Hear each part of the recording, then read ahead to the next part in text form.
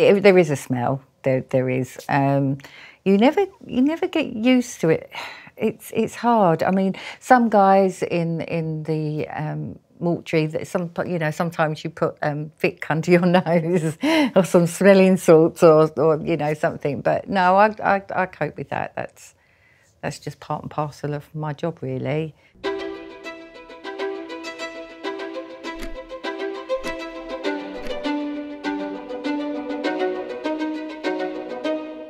When and why did you decide to become a mortician? Well, it was 27 years ago. I lost my grandparents in a couple of weeks of one another.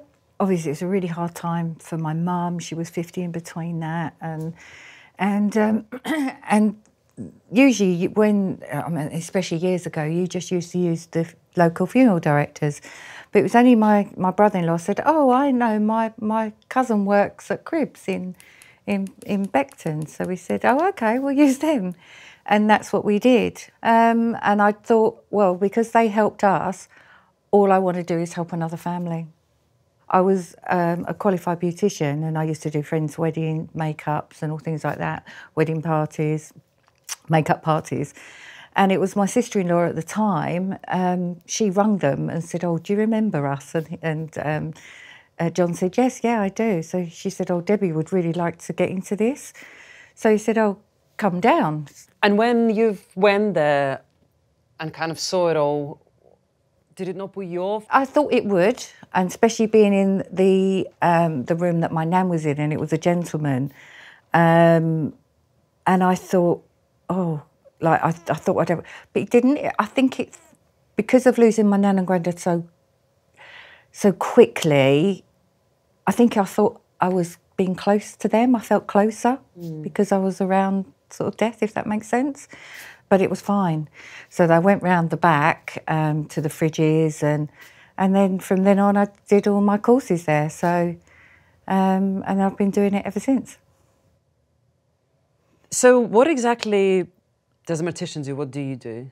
So straight away, once the body's been embalmed, sometimes they're not, but if they're being viewed, they will be embalmed.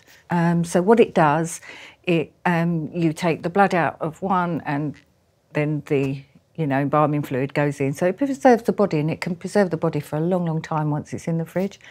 So once that is all done, then it's my job then to come in, and I will dress, and I will do the hair makeup. I've dyed hair before, I've done spray tans, I paint their nails. Anything that needs to be done, I will do, then dress them, and then I usually wait for them to go into the coffin or their casket, rearrange, and then they're ready for viewing with the family. I have got my own makeup, which is like theatrical makeup, so it is a lot thicker. Where I've been doing it so long, I kind of know someone's died of cancer because their skin will be yellow. I kind of know, but so once I know, once I've gone in and I've viewed who I'm doing, I do have. There are some products that you can spray so you get an even. An even coverage if they've got, because depending on how they died, their blood would be, so if they died and fell on their face, their blood, so that you can never get rid of that. So I've got makeup to cover that. But if some families want their own makeup, I can do that too, and I do some of their own makeup. But usually I do try and cover it up, so there is more of a coverage, a lot thicker than what we would use. In terms of like any kind of reconstruction work, like if someone was shot, I don't know, was an accident or something? Yeah, we did. I did. My partner and I went out to Chicago to do the trauma and reconstruction. In America, it is more shootings. Here, it's stabbings. If someone was in a car accident, we can then build them up so the family can then see them, because usually we would say that, they're not for viewing. But now that we can do that, we can actually let the family see the body. In terms of the smells, because everyone assumes that a dead body smells, like, how do you deal with that? And also, do you use any perfumes or anything like that? No, you can never get used to it. There is a smell. there is. You never get used to it. It's hard. I mean, some guys in the mortuary, that sometimes you put Vic under your nose or some smelling salts or something. But no, I cope with that. That's just part and parcel of my job, really. But again, when families will say like they use a certain perfume, I would spray that on them anyway. So, but no, it's something that you do get used to. But it is a different type of smell. And in terms of anything with the hair, like do you do just kind of like a blow dry or something? Yeah, wash it, cut, blow dry it. If it's an elderly lady, more often than not, if they was in a home, they would have someone come in and they have a set, don't they, a blow dry set. I try and do the same so that they would always, look exactly the same as they was just before they passed. So I always ask a family for a photo or a recent photo. Sometimes I get one back in 1970s that look nothing like them, but more often than not, I do get a recent photo, and then I can try and get it as near as possible. But if this is obviously a young person, which I have done quite a few times, they've asked specifically, can you dye it? Can you do this? Can you straighten it? Can you curl it? Can you sometimes even cut it? I had a gentleman not so long ago, because he'd been in hospital for quite some time, so his hair had really grown, so I cut all his hair. And more often than not as well, with families, they like a locket of hair now. So I usually cut it at the back where it's not seen and put it in little locket bags for them. So, yeah, so it's everything that you would do in life, really, I would do once they've passed. And is the procedure different for child or baby deaths? Do you do I wouldn't usually do a child because they didn't wear makeup in life. So, yeah, they would be embalmed for viewing, but they wouldn't have hair and makeup done like that. I wouldn't be called in for that. Teenagers, yes, because obviously they want to be made up and how they were, but not children. Can you talk us through what are the things that happen to the body after death?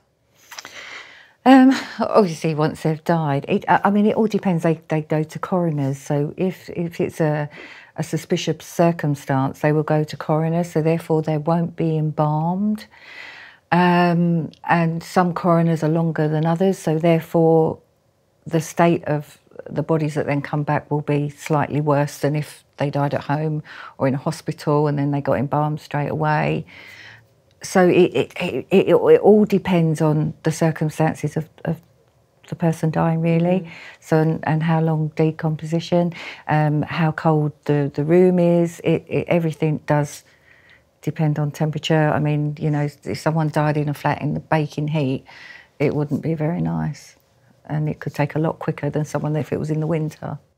But what are the things that happened? So everything goes back, yeah. So the eyes would sink, the nose, everything sort of sinks back. So there's products that we have. There's eye guards now, mouth guards, so we can, sort of piece a face back again.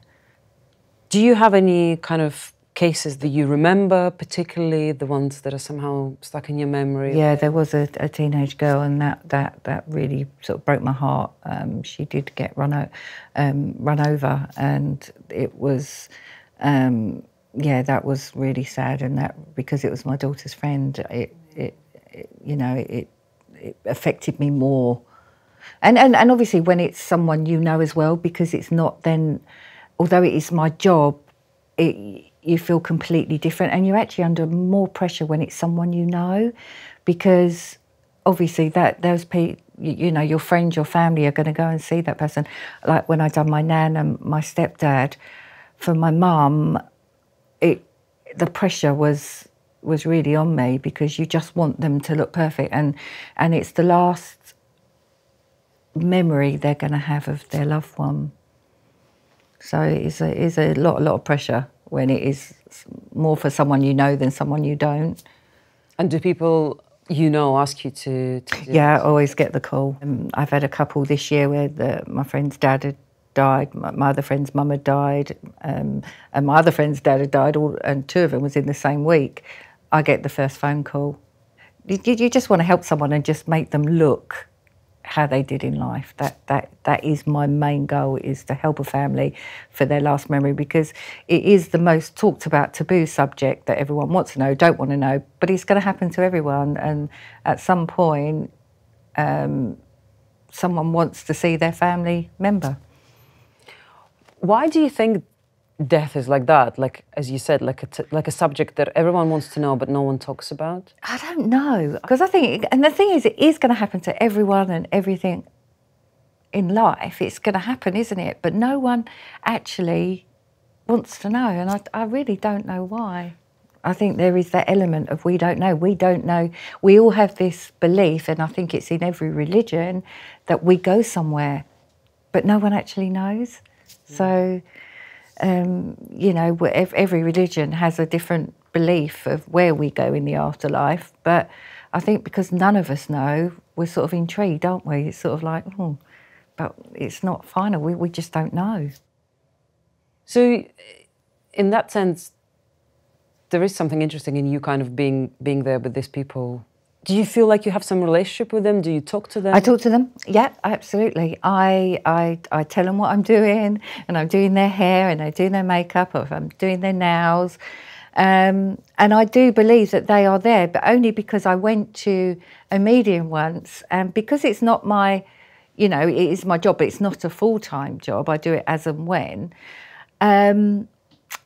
I went to this medium and she said, "Oh, I've got Rose here," and she said, "Thank you." And I thought, she's not very good, I don't know a Rose. And it was only when I sort of really sat there, I thought, oh God, I did a lady today, and her name was Rose. And she said, "Thank you for doing her makeup." Now, the medium wouldn't have ever known that in a million years. So I do think they are there with me. So, but yeah, and usually I'm on my own. So I talk to them, and yeah, I tell them everything. And I have had a couple of occasions. I've actually had their daughters in the room with me, which is not often, but again, it's quite a lot of pressure when they are there. Do you find the job hard to handle sometimes? Does it affect you? When it's someone I know, it does, because you can't switch off. When it's someone young, yeah, it does, because it's someone's daughter, you know, sister, and you can't not get affected. But because I have to get my work head on. But when it's someone you know, when it was my nan, and I actually thought, I can't do that, I really can't. And John said to me, "Well, you wouldn't want someone else to do it," so I had to do it. But I mean, I cried the whole time, and you know, when I got her dressed and I'd done her hair, but it was the last thing actually I could have done for her. So I'm glad I did it, because obviously I could never get another chance to do it. But no, I was absolutely in bits. And even with my friend's mum that I've known for 23, 24 years, that was in May, I think she passed away. That really affected me, because I was really close to her, and you know, that's my best friend's mum, and that does affect you. It cannot not affect you. And do you think for the family overall, from your experience, is it more important for people to do an open cask? Yeah, some families don't, but more often than not, and especially with my friends and the East End. But I mean, the East End is changing now. But yeah, most people do view now. But again, you know, I think more women do. Men are very much like, oh no, I want to remember them how they were. But women do want to, you know, and I've lost a few friends as well. And even in their will, they've put, make sure Debbie does my hair and makeup. And it's like, oh no, because I'm upset myself, but I had to do it. And I think she was 50 when she died a couple of years ago, so that was hard. Do you think what you do has changed your view on death? Yeah, I'm still scared. I am still scared. I felt nearer to my nan and granddad when obviously I first do it, but because again we don't know, I do get